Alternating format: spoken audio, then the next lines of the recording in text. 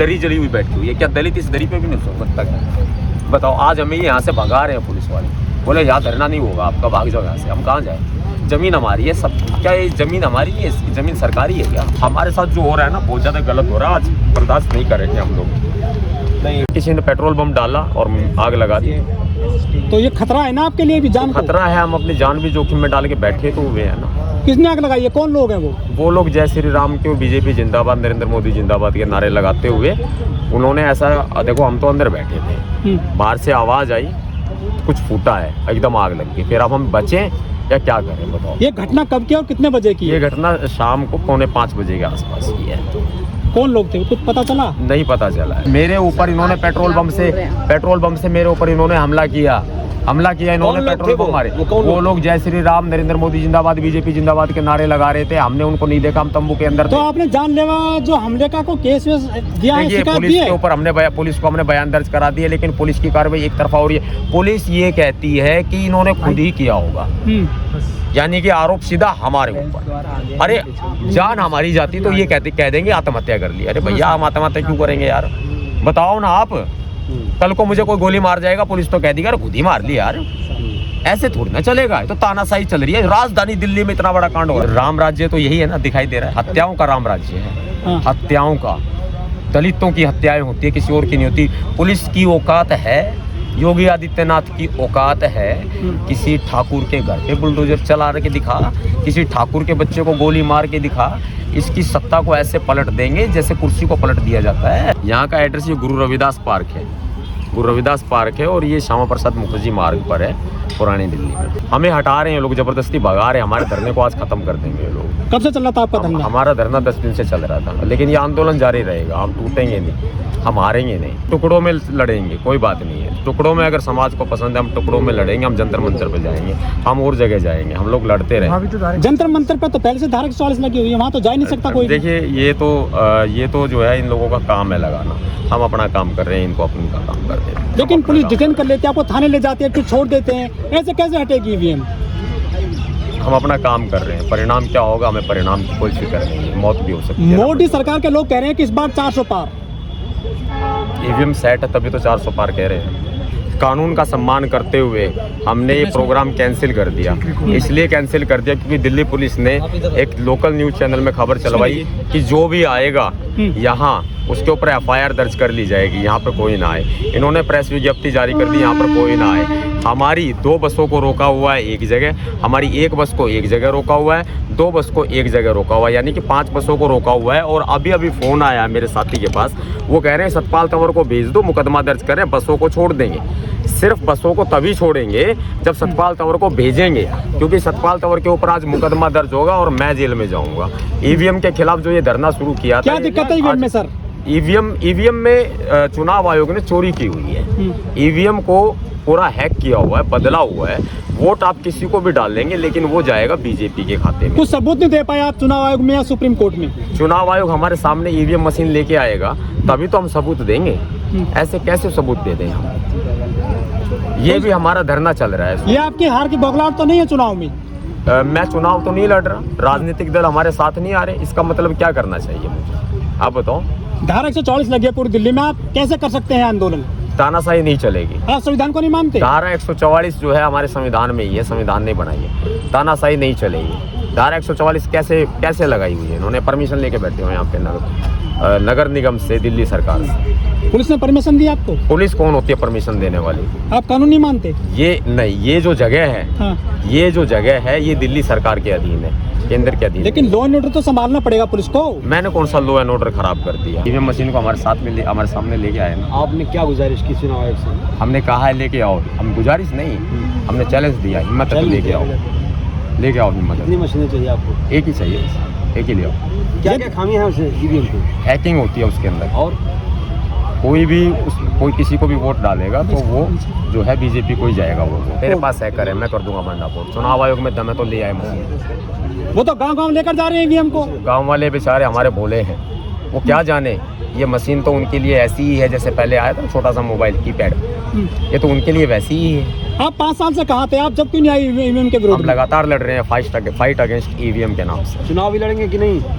चुनाव की बारी आएगी जब चुनाव भी लड़ेंगे, पीछे को कौन हटना सीखे। लेकिन हमारे देश में वकील पहले से आंदोलन कर रहे हैं, वो तो हम भी उनके साथ हैं, वकील भी आप तो अलग लड़ रहे हैं, उनके साथ कहाँ हुआ? नहीं, हम तो साथ में रहे हमेशा। अलग अलग कैसे दबाव बनेगा सरकार नहीं, पर? हम अलग नहीं, हम अलग नहीं, हमें अलग मत कहो आप लोग। राष्ट्रीय पार्टियों के नेता नहीं आ रहे हैं आपके समर्थन में, जिनके विधायक बनते हैं, सांसद बनते हैं, वो नहीं आ रहे हैं क्योंकि वो बीजेपी के साथ मिले हुए हैं। तो आपको क्या जरूरत पड़ी है फिर इसको हटाने की? नहीं, मुझे जरूरत है ना, क्योंकि मुझे जनता की चिंता है, मुझे देश की। जिनके विधायक बनेंगे, सांसद बनेंगे, वो तो आ नहीं रहे, आपको क्या प्रॉफिट दिखाई दे रहा है? सोचने वाली बात है कि वो क्यों नहीं आ रहे हैं। हाँ, ये तो सोचने वाली बात है, वो बीजेपी के साथ मिले हुए हैं, फायदा तो उन्हीं को ही होगा।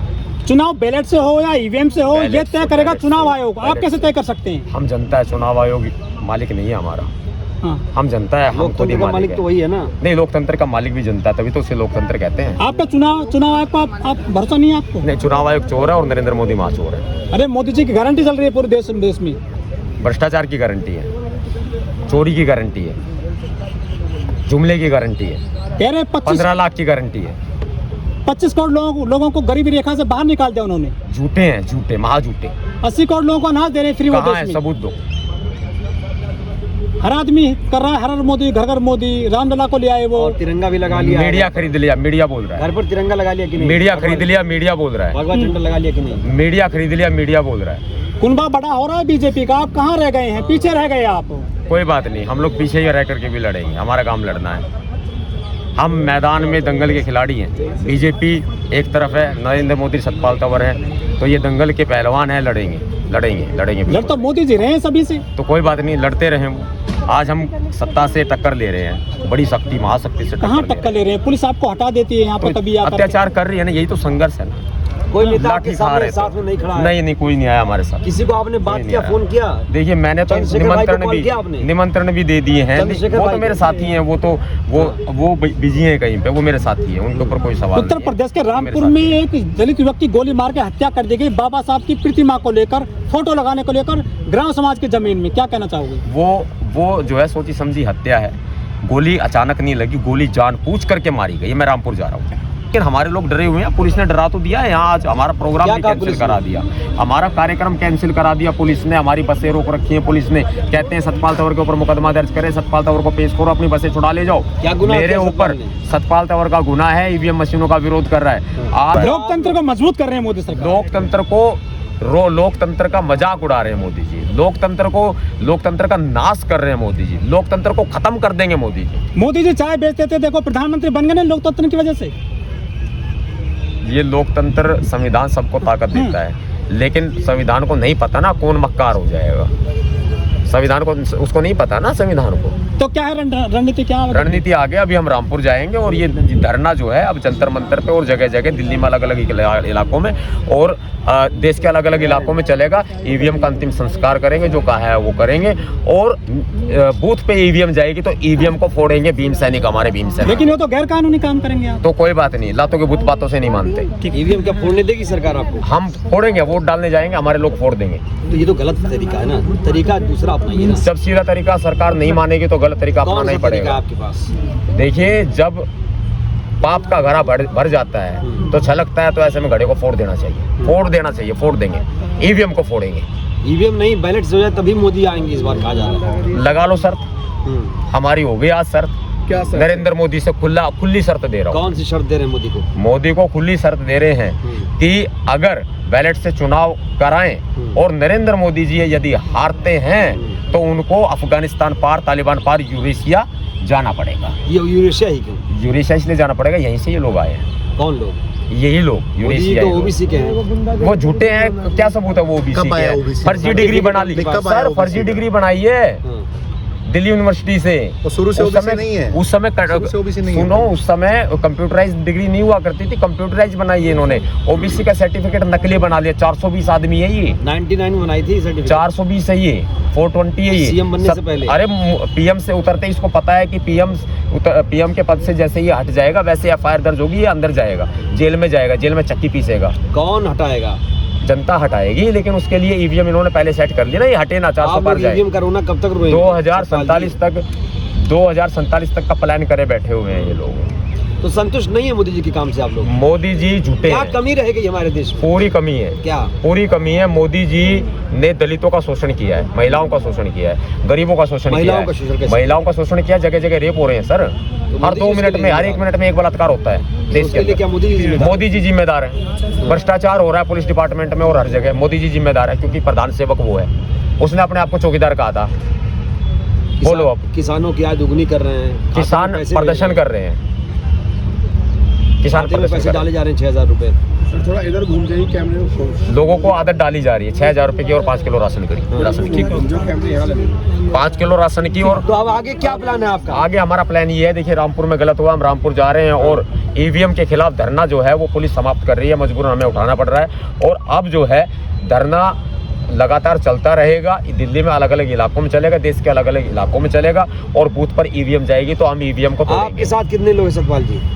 हमारे साथ पूरी टीम है, पूरा देश है, कितना पूरा देश है सर, संख्या बल 85%। पवन मिश्राम के साथ आप लोग भी हैं? हम भी उनके साथ ही हैं। सब एक ही सब- आंदोलन के अलग सर, हम एक हैं सारे। क्लियर कर दीजिए। सब एक हैं हम, सब एक हैं? सब एक हैं। महमूद प्राचा सब एक हैं हम, और भानु प्रताप सब एक हैं हम, सब ना? सब एक हैं लेकिन हम, आप दिखे अलग नहीं नहीं अभी है। साथ में कई बार। नहीं, साथ में ही है हम, हाँ, साथ में ही है, साथ में आते हैं हम लोग। ठीक है, ओके। तो सोल्यूशन होगा ईवीएम का इस बार? सोल्यूशन हम कर देंगे, जबरदस्ती करेंगे, लातों को भूत बातों से नहीं मानते। ईवीएम पे भरोसा क्यों नहीं है आपको? अरे पूछ ले। मशीन है जी, मशीन है वो, मशीन पे क्या भरोसा करें? कल को रोबोट आएगा, आपका मर्डर कर देगा और आप कहोगे रोबोट था जी।